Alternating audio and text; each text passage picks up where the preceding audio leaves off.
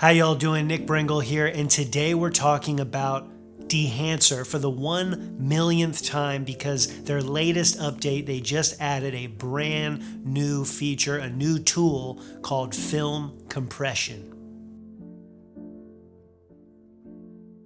Now, before we get totally into Dehancer and talking about the new film compression, I first want to mention that this video is proudly sponsored by Dehancer. They have been a huge aspect of this channel. They've made an impact on me, my work, and I know a bunch of you out there that have purchased Dehancer using the link down below. Thank you again. That has supported this channel. It's helped me out a lot, and I continue to be amazed with Dehancer. So yeah, and if you stumbled upon this page because you're interested in Dehancer, whether you're editing in Final Cut, Adobe products, an iOS device, DaVinci Resolve, it doesn't matter. I think it should apply to you, and maybe you'll consider subscribing after watching this video. Hit the like button, and any questions, because I probably won't cover all of the topics or answer all of the specific little details that you might have. So drop them down below. I'll do my best to answer those questions, and hopefully in just a minute or two, I will answer all of those questions by giving you real world examples and showing you exactly how it works. So yeah. Okay, so we are sitting at the computer now. We're going to walk through some different clips and talk a little bit about film compression. First, I want to read to you what was in Dehancer's update, what was in their blog post detailing everything about film compression and all the tools that were released within the latest update for Dehancer. Now, I'm just going to highlight some of them. I'm not going to talk about everything, but obviously the biggest thing that came out with this release was the film compression tool, which emulates the film-like compressed tonal range. It lets you adjust the redistribution of the highlights. The resulting image looks more analog and becomes more flexible for further manipulation with exposure, contrast, film, and print profiles. So we're going to get into, that's really the meat of what we're going to be talking about, being able to manipulate your footage even more, having that latitude. And another side note, very important, is you can use Dehancer with any type of footage. I'm not saying that it has to be a certain codec, a certain camera, lenses, anything like that, nothing. But I personally highly recommend, if you're going to purchase Dehancer, if you're using Dehancer, then you are probably well invested into your filmmaking career, your video content creation, whatever it is that you're doing. And so you're probably shooting with cameras that have the capability of a ProRes format codec or a raw video format. So for me, in my case, it's Blackmagic RAW, and I am able to already get so much information out of my footage already. So with each update that Dehancer does, it just adds more excitement and more ability to do what I want to do and make my footage look the way that I want to make it look, so.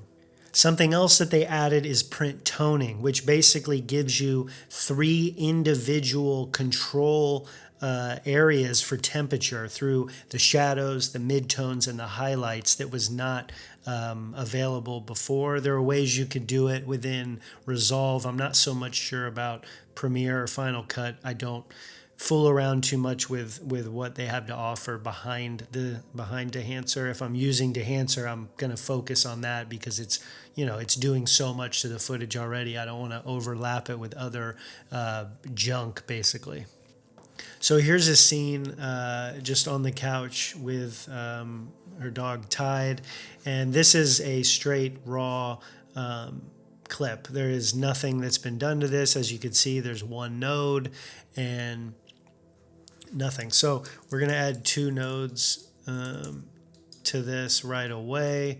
And the first thing we'll do is I'm going to apply Joel Famillaro's neutral phantom LUT, because that's just what I do, and I recommend you use the phantom LUTs because they There's nothing better than a good Phantom LUT from Joel Familaro. So the links are below. If that's something you're interested in, go check those out. And yeah, it's interesting. I use a lot of these very scientific tools, and I have no idea how it works. But that's okay. I'm here to show you the most layman, basic way to use it. I just experiment. We've covered that over many years of just experimenting and fooling around with things and finding your look, your feel, your workflow, and how, however you want to work, I guess, and be happy with the image that you have created. So. Okay, so here is film compression, and if I just enable it, what you're going to see is it kind of softens the entire image. It doesn't really do anything initially. It really doesn't actually look like a good idea to use it at all. But what you can see initially, if you just enable it, is that it really brings down the highlights. So everything up above her head, that white wall, you have the sun pouring in from their right, from all these windows. And as soon as I click that, it kind of brings everything and evens it all out. It even looks like that down here in my scopes. As you can see, it does the exact same thing. It just evens everything out a little bit. So I'm gonna leave that enabled right now.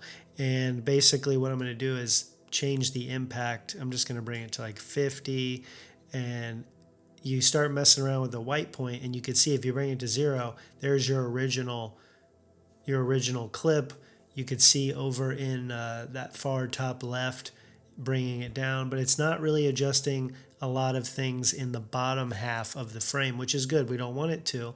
And so we're going to just find a kind of a happy medium just because we're fooling around here. And then we have the tonal range, which does change the entire density of the image, the contrast within the highlights and the shadows and everything in between.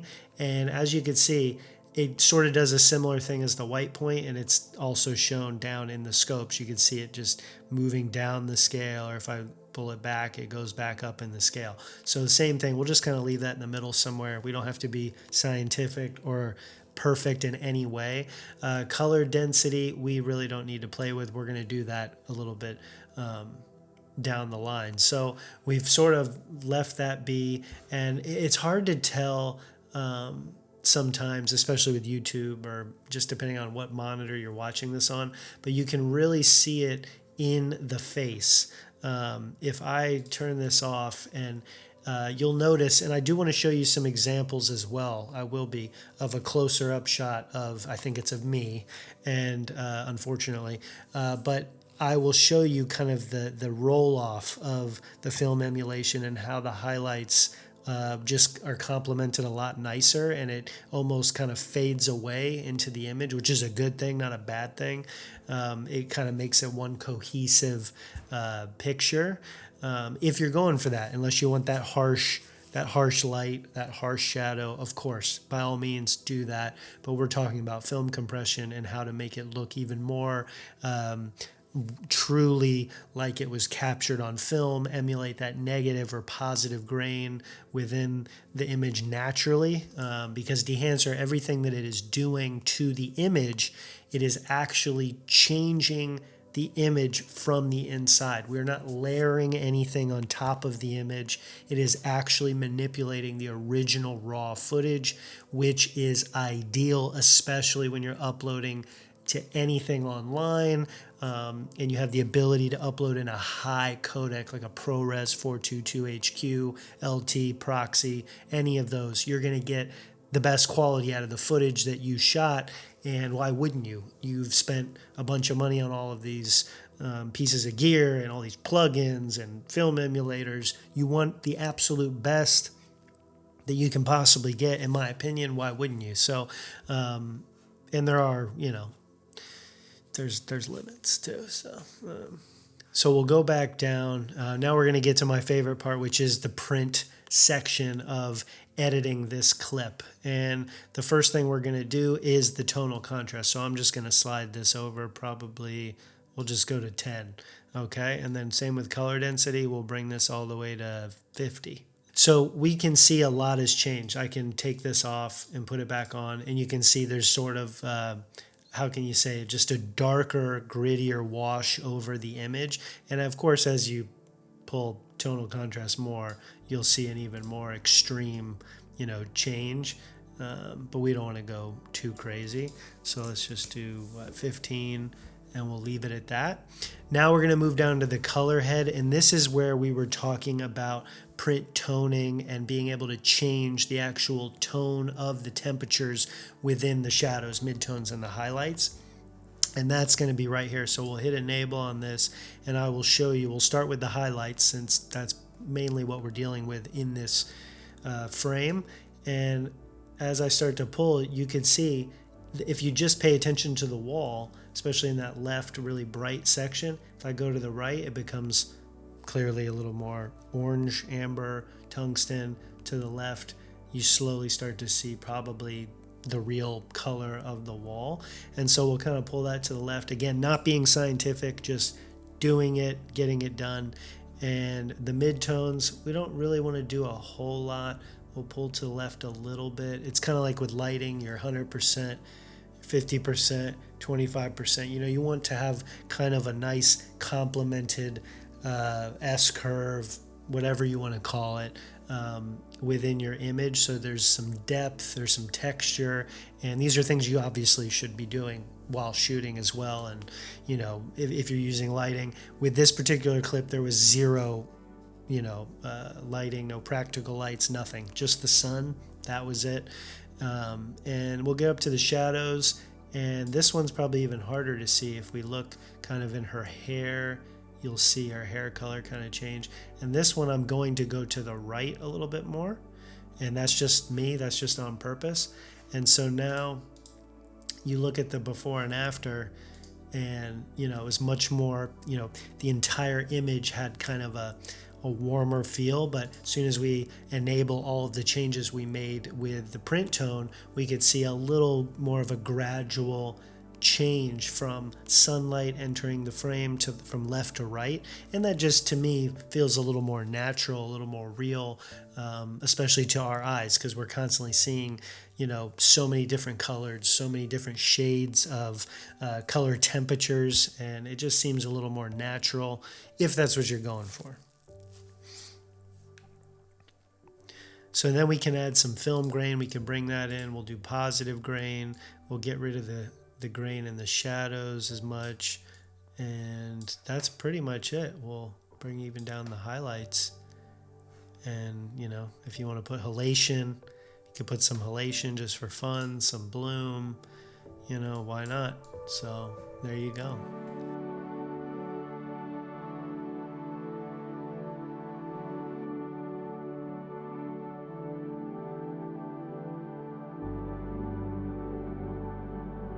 So there you go. That's wow.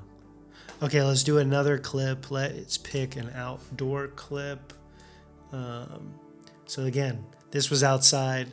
There's no lighting. This is just the sun. I think it was kind of an overcast day. Let me just find kind of a freeze frame here. Let's just go with this. Let's just pick this. They're just walking down the sidewalk. We are going to add our nodes, and as you can see, I'm not really spending any time fooling with any other presets or anything within Resolve. I'm not messing with the B-Raw original settings, nothing like that. I'm just throwing on the Phantom Neutral LUT, and then I'll be adding Dehancer to its own node, and we'll be walking through the same way. We will not be using a film stock because for this it is not necessary. So we'll go to that film compression again. As you can see, pay attention, I hit enable, and look what it does. It just barely, now this shot is pretty even. It's pretty much across the board the same, so you're not going to see a huge difference. But again, it's an example to show you what it can do. So we'll start from there. We'll leave it at that. I'm actually not going to touch any of the film compression knobs at all. We'll leave them all alone. Just default to what they want, and then we'll work through the rest. So then we'll come down to print, and we're gonna start to get that tonal contrast, and we're gonna go kind of harsh. So I'll go to let's see, 35%. And we'll also bring up the color density to 50. Okay, and right now it's a very different image, and I'll go ahead and show you that in those bottom shadows, it is really brought out the, I guess, the gritty, dark sidewalk. I keep using the word gritty, but a really film-like realism to that scene, because it was sunny out, but it was overcast, and it kind of fits the mold of what was actually happening in that moment. And so, yeah, we have that. We have the exposure correct. Now we can go back up to our expand, and we can kind of fool around with our white point if we want to bring it up. Now, look, I can bring this white point up quite a bit, and we will not be clipping or anything. So I'm actually going to bring it up quite a bit. Let's say 75%. And then the black point, which is already pretty black. I mean, if you could look at the dog's backside, I mean, that's black right there. So I think we'll leave that alone. And then we'll move down again to our color head, where we have the ability to change the temperatures in the highlights, midtones, and shadows. And for the highlights, there's not a whole lot going on. You can see in that top left, it's adjusting it a little, and we can kind of actually make it a little warmer to have it match the rest of the image. And the midtones, I think, are pretty good. We'll bring them just a little left. Same with the shadow tone. Okay, and we'll go down to film grain. We'll do positive again. Film resolution I like to have to 100, because otherwise it's going to be a little softer of an image, and I already have a soft image, so we don't really need to do that. Let's see, shadows, bring that down. Bring down this to maybe, 15. Okay, we'll turn on halation just for fun, and bloom, just all default. Even film breathe, we'll put on film breathe. Why not?